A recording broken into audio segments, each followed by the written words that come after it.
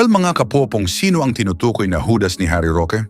Ito ang naging pangunahing usapin matapos ang cryptic Facebook post ng dating presidential spokesperson kasabay ng mga balitang posibleng maaresto si Senador Ronald Bato de la Rosa.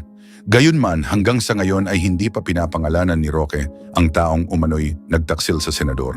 Wala rin siyang inilabas na ebidensya na magpapatunay sa kanyang pahayag na meron nga daw ng Judas kay Bato, kaya nananatiling haka-haka kung sino ang kanyang tinutukoy at kung ano ang batayan ng naturang pahayag.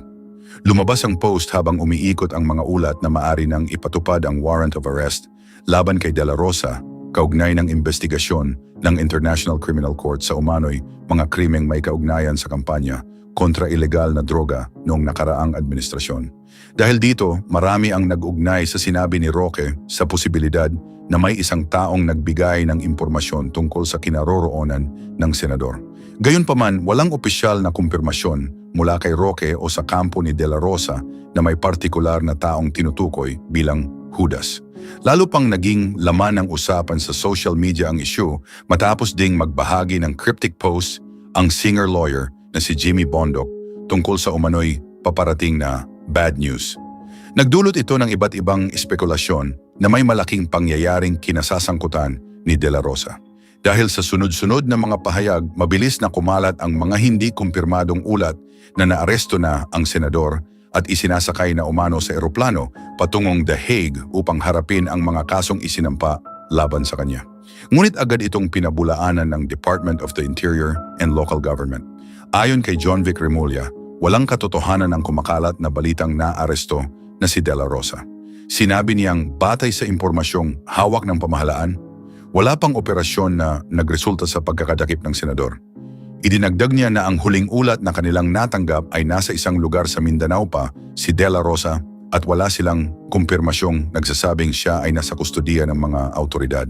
Hinimok din ni Remulla ang publiko na maging mapanuri sa mga impormasyong lumalabas sa social media, lalo na kung ang mga ito ay hindi nagmumula sa mga opisyal na ahensya ng gobyerno o mapagkakatiwalaang organisasyon ng media.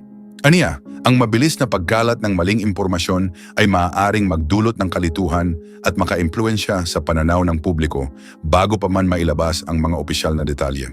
Samantala, sinabi ng Palace Press Office na walang malinaw na konteksto ang mga cryptic post ni Roque at Bondoc. Ayon kay Palace Press Officer Claire Castro, ang ganitong uri ng mga pahayag ay maaaring magdulot ng kalituhan dahil walang sapat na paliwanag o ebidensyang inilalahad.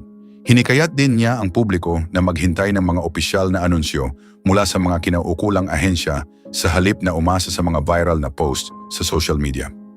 Patuloy namang kinakaharap ni De La Rosa ang posibilidad ng pagpapatupad ng warrant of arrest kaugnay ng International Criminal Court investigation. Matagal na niyang iginiit na handa siyang ipagtanggol ang kanyang sarili laban sa mga alegasyon habang ang kanyang mga abogado ay naghahanda rin para sa anumang legal na hakbang na maaaring isagawa sa mga susunod na araw. Sa kabila nito, wala pang opisyal na anunsyo na nagsasabing naipatupad na ang warrant laban sa kanya. Sa ngayon mga kapopong nananatiling walang malinaw na sagot kung sino ang tinutukoy ni Harry Roque na Judas. Wala pang pangalan, dokumento o anumang ebidensyang inilalabas upang suportahan ang kanyang pahayag. Samantala, ang kumalat na balitang naaresto na si Senador Ronald De La Rosa ay opisyal ng pinasinungalingan ng Department of the Interior and Local Government. Hanggang walang kumpirmadong impormasyon mula sa mga autoridad, ang isyu tungkol sa umano'y Judas ay nananatiling isang hindi pa napatutunayang pahayag, habang ang usapin ng umano'y pagkakaaresto sa senador ay nananatiling isang balitang walang opisyal na batayan. Pero ang pinakamalaking tanong ngayon mga kapuponge, sino sa palagay nyo ang tinutukoy ni Harry Roque na Judas? Well, may idea ba kayo mga kapupong? Okay lang ba na i-comment nyo ang inyong sagot sa comment section? Well mga kapupong, si Alex Seala ay gumawa ng kasaysayan matapos masungkit ang kampyonato sa Mubadala DC Open, ang kanyang kauna-unahang titulo sa Women's Tennis Association Tour. Dahil sa tagumpay na ito, siya ang naging unang Pilipino na nanalo ng WTA singles title. Itinuturing itong pinakamalaking tagumpay sa kanyang profesional na karera at isang patunay na kabilang na siya sa mga pinakamahusay na manlalaro ng women's tennis sa buong mundo. Sa finals, hinarap ni Ayala ang world number 3 at top seed na si Jessica Pegula. Naging kakaiba ang laban dahil naantala ito ng malakas na ulan at ipinagpatuloy kinabukasan. Matapos matalo sa unang set, 4-6, nagpakita si Alex ng matinding determinasyon upang manalo sa ikalawang set, 6-4, bago tuluyang dominahin ang huling set, 6-love, upang makuha ang kampyonato. Ipinakita ng laban ang kanyang tibay ng loob, disiplina at kakayahang bumawi kahit laban sa isa sa pinakamahuhusay na manlalaro sa mundo. Hindi lamang ang finals ang naging kahanga-hanga sa kanyang kampanya.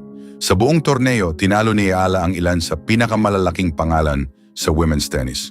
Kabilang dito, sina Olympic champion Zheng Qinwen, defending champion Leylah Fernandez, WTA champion Elina Svitolina, 4-time Grand Slam champion Naomi Osaka, at sa huli ay si Jessica Pegula. Dahil dito, napatunayan niyang hindi lamang siya umaasa sa isang malaking panalo, kundi may kakayahan siyang makipagsabayan at manalo laban sa mga nangungunang atleta sa WTA Tour. Malaki rin ang naging gantimpala ng kanyang tagumpay. Bilang kampeon ng WTA event, nakakuha si Ayala ng 500 ranking points, dahilan upang umakyat siya sa world number 20, ang pinakamataas na ranggo na naabot ng isang Pilipinong manlalaro sa kasaysayan ng WTA. Dahil sa mas mataas na ranggo, mas malaki ang pagkakataon niyang makapasok sa mga pangunahing torneo tulad ng US Open at iba pang prestihiyosong kompetisyon nang hindi na dumaraan sa qualifying rounds. Bukod sa ranking points, tumanggap din si Ayala ng humigit kumulang $252,000 o tinatayang 15 milyong piso bilang premyo. Ito ang pinakamalaking halagang napanalunan niya sa isang torneo sa kanyang karera. Inaasahan ding magbubukas ang kanyang tagumpay ng mas maraming sponsorships, endorsement deals at iba pang oportunidad na makatutulong sa kanyang paglago bilang isang profesional na atleta. Higit pa sa personal na tagumpay, naging mahalaga rin ang panalo ni Ayala para sa Pilipinas.